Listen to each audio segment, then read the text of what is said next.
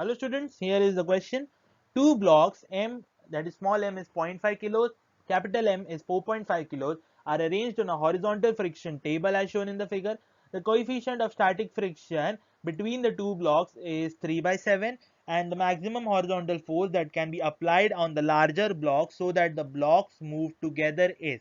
So here it is a FBD question because we need to balance forces for the smaller block in the horizontal direction such that the force F is enough to move M and M, both these masses together. So maximum acceleration for small m, that is 0.5 kilos, for both blocks to move together, that is what we are asked to find out, which is nu into g, where nu is the friction coefficient and g is the gravitational constant.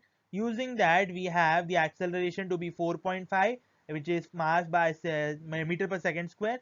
And now we have to consider both blocks to move together with 4.5 because it is said that force F is pulling the bigger block, capital M mass. So the smaller block has to have a force that will make him, stick to the bigger block, and that force is the friction force acting on the smaller block by the bigger block, as you can see by the new G formula that we find out the acceleration.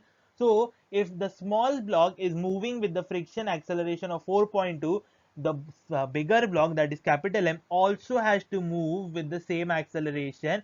So M plus M will be the total mass for the force to be applied to, and M plus M into A max is the force. So 4.2 into 5 is 21 newtons. Thank you.